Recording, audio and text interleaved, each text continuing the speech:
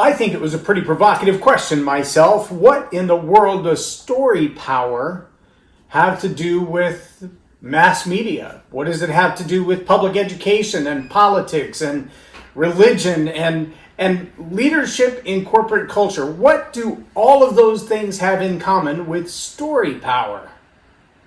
Welcome to Leading Leaders Podcast. 5-minute videos, 5 days a week. I'm Loren Norris with Leading Leaders Podcast.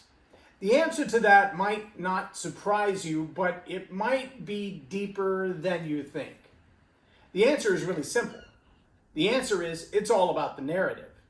It's all about the narrative in public education. It's all about the narrative in politics. It's all about the narrative in the media. Whether you're talking about social media, mainstream media, conservative media, talk radio media, podcast media, blog talk media, it doesn't matter what kind of media it is, it's all about the narrative. Writing books, it's all about the narrative. Public speaking, it's all about the narrative. Teaching, coaching, training, it's all about the narrative. The question is, what's the source of your narrative?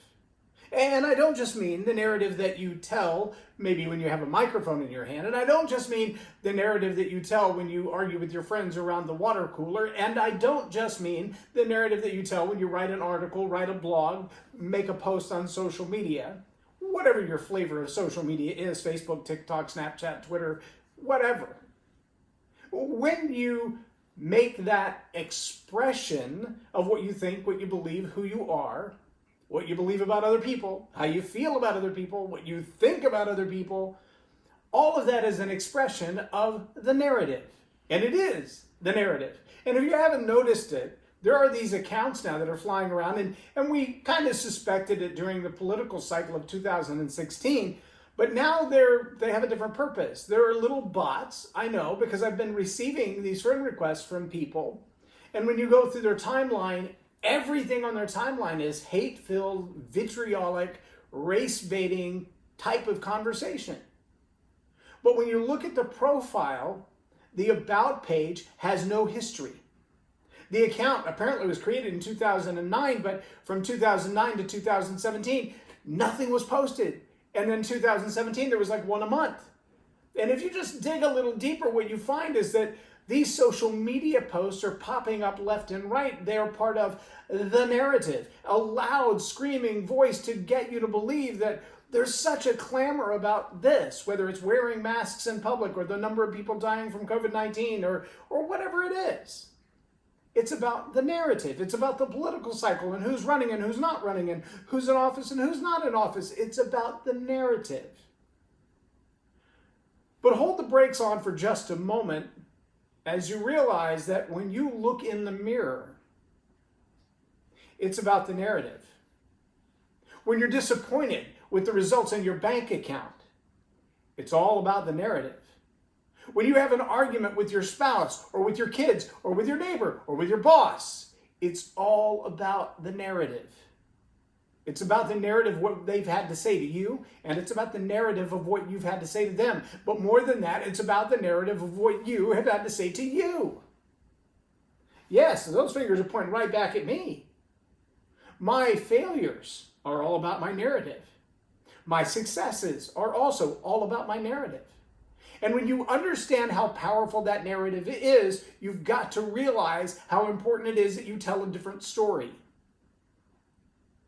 Repeating the same story you've heard 1,000 times doesn't change the story. You've heard the old story about the crabs in a barrel. Crabs in a pot, lobsters in a barrel. I've heard it so many different ways. Here's the funny thing. It seems like there's always a bunch of them in one place and one of them trying to get away, whether he's a crawfish or a crab or a lobster. But as he tries to escape, all the others grab him and pull him back in, or grab her and pull her back here. How do you even know if a lobster is male or female? I don't know.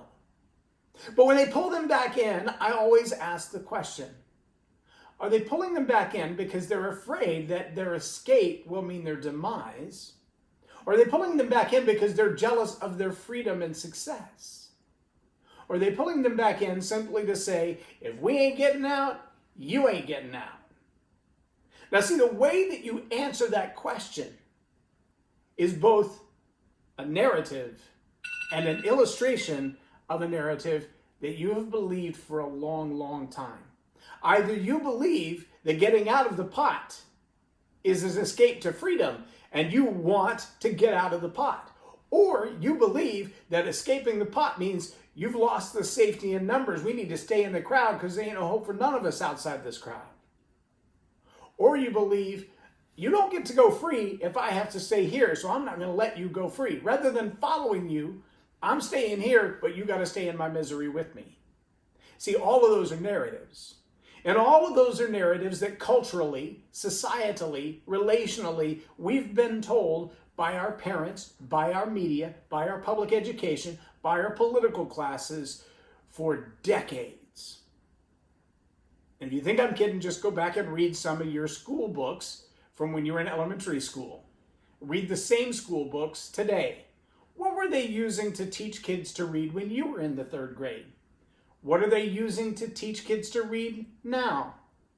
How does the language represent our society, our culture, our politics, our worldview today versus how it did when you were in 3rd grade?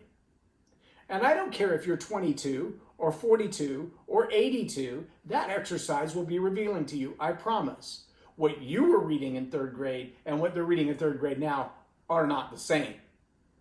Ask yourself, which is a more true reflection of what's really going on in your life, in your world, in your culture, and your society.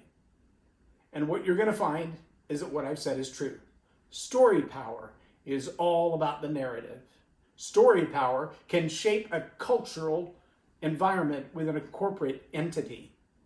Story power can shape the culture in politics, in media, in relationships, and in your own life.